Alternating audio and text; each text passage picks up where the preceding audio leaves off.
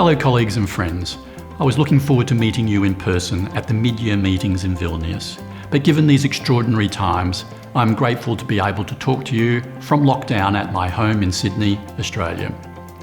For those of you I have not had the pleasure of meeting, my name is Stephen Macliver, and I have been a committed member of the IBA for more than 30 years.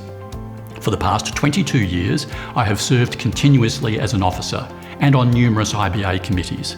So while you might not know my face, you may have come across my name and work within the IBA. My nomination for the role of Secretary-General is a great honour. With your support, I would welcome the opportunity to bring my skills, experience and commitment to help guide and shape an IBA of the future.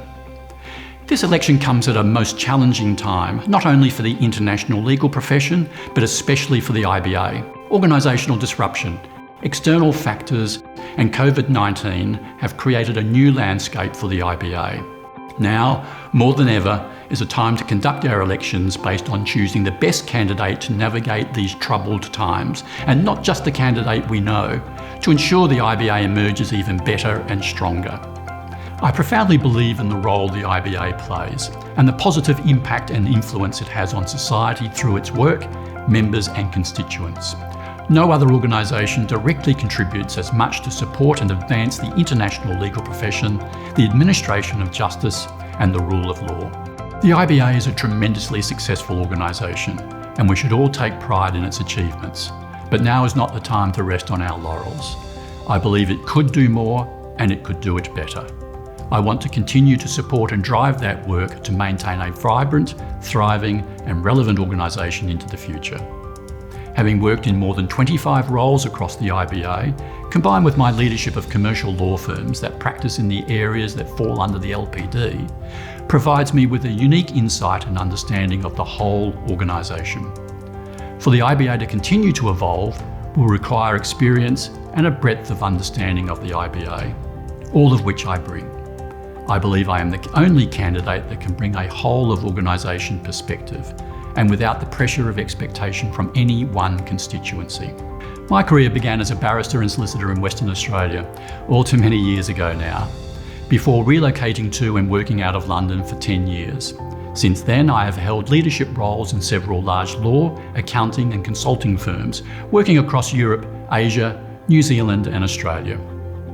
By applying the attributes that have underpinned my successful professional career, I believe I have earned a reputation within the IBA as someone who brings fresh thinking and as a good communicator, level-headed, clear-sighted, considered and fair.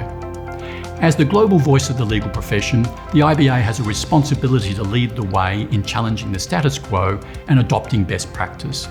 To do this, we must engage, listen and respond to our members and constituent base. I believe this is at the heart of what has become known as the Berlin Paper. I fully support the current strategic planning process and would commit to embedding this as a cyclical process, informed and shaped by member input. Strategy formulation and implementation is an area with which I have much experience. The establishment of the IBA Diversity and Inclusion Council in 2019 is unquestionably a positive development. However, this is an area with which the IBA has struggled. The organisation needs a comprehensive plan for supporting and advancing women and also to address issues of race and ethnicity, especially in terms of representation in senior leadership roles. There is also insufficient representation from some geographic regions of the world whose members have been active in the IBA: Africa, the Middle East and Oceania in particular, and also the broader Asia-Pacific region. If elected, I will enthusiastically drive and support the IBA's D&I agenda to be a genuinely transformative initiative that reflects the critical importance these issues have across the world. The rule of law should be a touchstone for all IBA activities.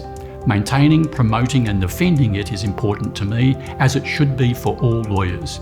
The universality of the rule of law is probably the single most crucial unifier of the international legal profession, around which the world's lawyers and representative organisations can and should rally.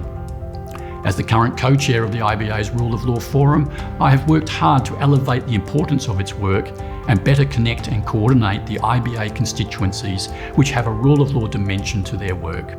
To make the IBA relevant and attractive to the next generation of members, we need to engage and deliver meaningful and affordable content to younger legal practitioners. This will require the IBA to become more flexible and enhance its use of technology, collaboration tools and social media to meet their expectations. More broadly, the IBA must focus to an even greater extent on delivering value to its members and constantly examine if it is providing a creative and compelling suite of products and services. It may also need to be open to restructuring the fees it charges. Finally, for the IBA to be a truly representative organisation, we also need to see the positions of Secretary-General, Vice President and President reflecting the regional and global reach and diversity of our membership. To do this, we need to encourage and develop members from more diverse backgrounds into the officer leadership roles. Over the past 20 years, 10 of the 13 presidents and current senior officers have come from Europe or South America, with 9 of those 13 having come from the LPD or BIC. There has never been an Australian elected as a Secretary-General and progressed to President. There has never been a former officer of the Section on Public and Professional Interest elected to be Secretary-General. We should also ensure that the candidates for these roles are participating in elections, including the current one, where voting is weighted towards the best candidate, with the demonstrated experience, capability and best interests of the whole organisation, rather than simply supporting constituent candidates. My proximity to and engagement with Asia, Oceania and the Pacific means I am uniquely situated to continue and extend the outreach of the IBA in these underrepresented and developing regions. I believe that I bring the skills, experience, objectivity and attributes that are required to help guide the IBA into what is an increasingly disruptive, fast-changing and unpredictable future. Thank you for the opportunity to outline my passion, experience and vision for the IBA. I'm proud to be a long-standing member of our profession and a long-serving member of the IBA. I would very much appreciate your vote so I can continue that service as Secretary-General.